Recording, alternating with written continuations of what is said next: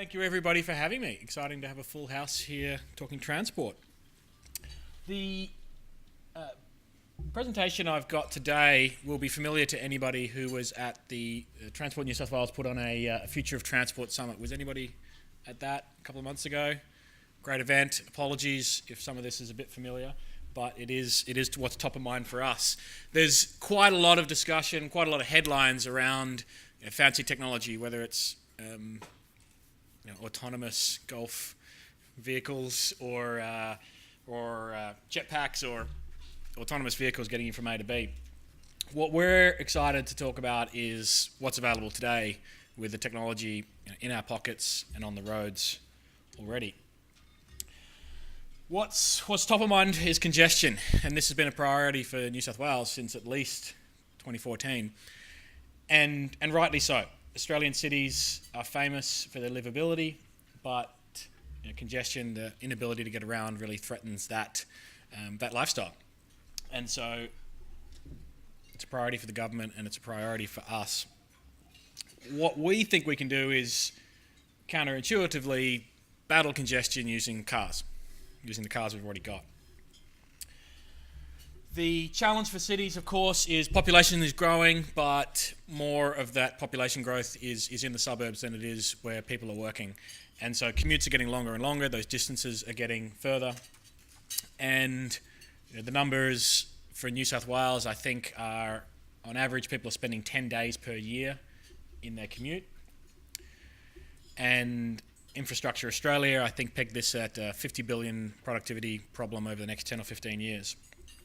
And bringing it further home, NRMA recently, in a study of their members, found, I believe, a third of the businesses reported that they'd missed a sale, they'd missed some business because they got stuck in traffic and they couldn't make the meeting on time.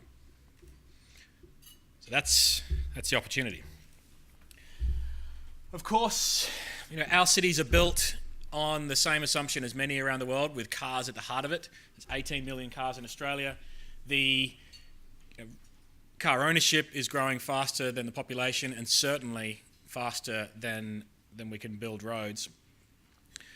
And there's a good reason that car ownership is at the heart of how we get around. For many, it's the freedom. Getting those keys when you turn, somewhere between 16 and 21, depending on what the rules are these days. But that was mobility, that was freedom, that was how you got around. This was my car when I turned 16 and a half, I think, back in Adelaide. In hindsight, not a terribly safe combination, me and that vehicle. My father was a mechanic, so he would essentially go down for each of the kids and buy 2 minis, and between them there'd be enough parts to make 1 mini. One of them was old enough it didn't have seatbelts, but Mum intervened on that and said, put them in. But there's a reason why people wanted their cars. They wanted that freedom. We're seeing increasingly today that through a menu of choices, which includes, ride-sharing apps, but also if you need a car for the weekend, go grab a Hertz or a GoGet, and better functioning, more easy to use public transport, bike lanes, you name it. That whole menu is starting to add up to a replacement for a car, and you aren't trapped without owning your own car. I believe the data coming out of New South Wales and around the world is showing that 18 to 24 age group is the first age group to be less likely to have a driver's license than the one before them. And I think there's less 18 to 24-year-olds with a license than people over the age of 70. And they're looking at the choices and saying, I could go find myself 2 minis and put them together, or $10,000, go buy a car up front with money that I don't have. I would have to then maintain it, I'd have to register it, I'd have to get it insured, I'd have to find somewhere to park it, I'd have to find somewhere to park it at all the places that I want to go, and I can't use it when I'm drunk, shouldn't use it when I'm drunk. If it breaks down, it's my problem. Or they got an app on their phone, they press a button, they get a ride when it suits them, and they pay for it when they use it. So we're certainly making the best possible alternative a reality. These cars are also a problem when you're not using them. The truth is, cars are used on average 1 hour a day or less. 96% of the time they're idle. You've got to put them somewhere. So those 18 million cars are going somewhere. No secret that a city like Sydney space is at a premium. I think I've seen headlines with individual car parks changing hands, I think in Potts Point, for over $200,000 a piece. But the city itself is setting aside 10 or 15% of space, which maybe could be used in a more interesting way if people weren't addicted to driving their own car and parking at either end of the road. Now, public transport is clearly part of the answer. By Australian standards, I think New South Wales has got the highest number of commuters on public transport. Some 20% are using a whole bunch of modes. So that's great news, but that's only 20%. And there's 70+% that are still getting in their own car and driving to work or school. The image here actually shows journeys to and from train stations using Uber. This is something we stumbled across when we were looking at late night traffic. We were around the times of the lockout debates. We were trying to produce some data showing just how much activity there was in and out of King's Cross, etc. Where were the hotspots? Where were the problem spots? And then we saw a lot of these pickups from what looked like unusual locations. And we zoomed in and realised they were train stations. These were people taking train rides back to their neighbourhood and then an Uber for that last mile. And what we heard was, look, I can't afford to catch an Uber or a taxi or whatever the whole way home, but also I'm not comfortable walking that last mile in the dark either. So knowing, and this is one of the, I think, most important facets of the transparency you get with an app like Uber is knowing you can get a ride, being able to rely on that gives you confidence to make that choice. So this is becoming even more and more real. There's a number of other apps that we're integrated with. We have an API. You can book or request an Uber through your own concierge service or an app or what have you.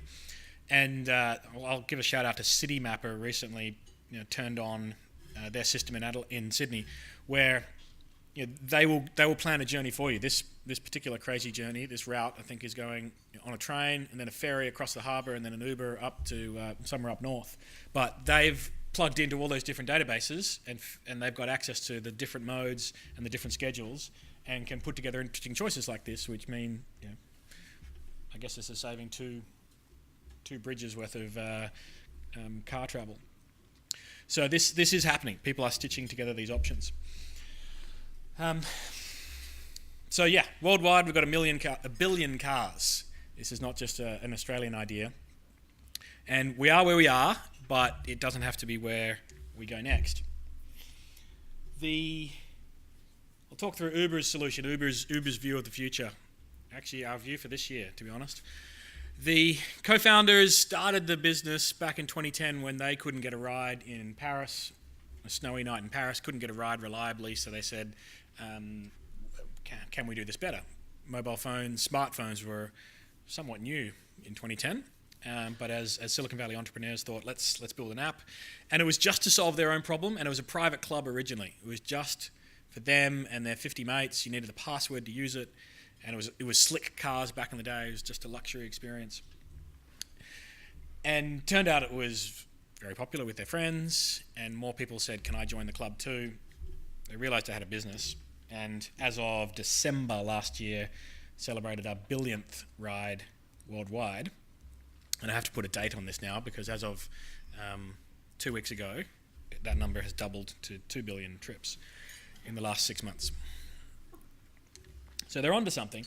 And then the science team started geeking out and said, there's a lot of journeys happening now. There are billions of journeys happening.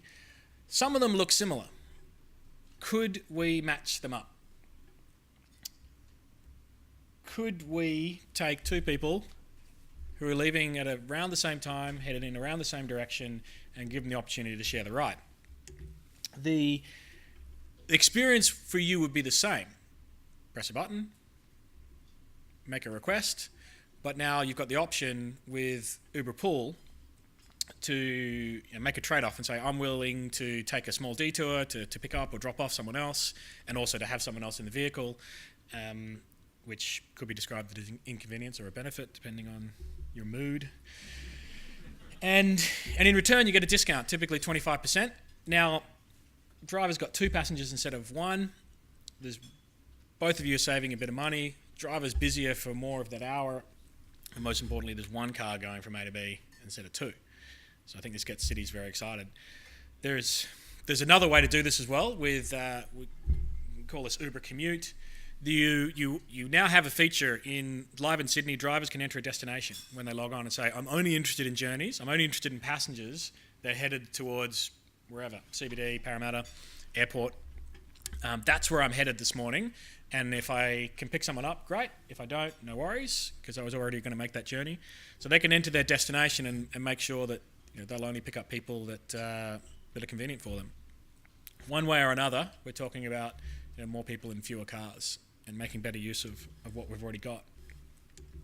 The experiment's been up and running for 18 months. In cities like San Francisco, Uber Pool is some 40% of the journeys. You can imagine on a Friday morning how many opportunities there are to match people headed straight into the financial district. Very, very popular. It is working. We hope to have it in Australia soon. It requires a certain amount of density, such that there are high odds of getting a match.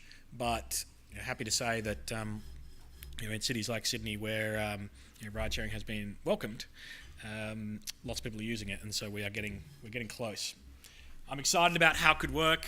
You can imagine that those journeys down from Manly, and even more excited about the airport. The airport is a real focus for the state, and you can imagine those examples. There's a whole bunch of people that work at the airport that can pick someone up on the way, and there's certainly a lot of people headed there at the same time. So you can imagine a journey from Bondi, pick someone else up down in Maroubra, and there's one car coming to the airport instead of two, and so the lightening the load on assets that need to lighten the load. So hopefully commuting will start to feel like this again. One of the key ingredients to this is lightweight regulations that make it not difficult for that person that does want to share a ride in their car. Happy to say New South Wales has set a good path here. We've been through a reform process for almost a year, and it continues.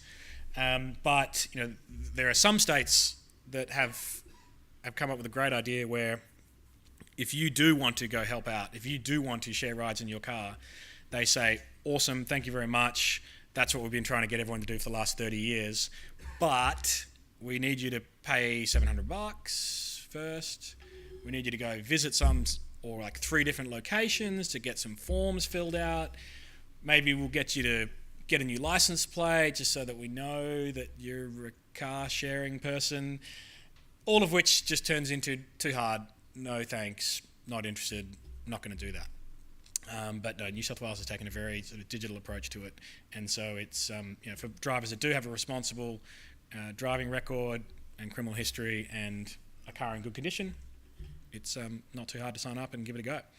That's what we want to do. We want to make better use of the facilities that the cities already have. The autonomous cars will come, but right now we're a data-oriented business that want to make better use of the phones that you've got in your pockets and try and make cities easier to get around. Thank you.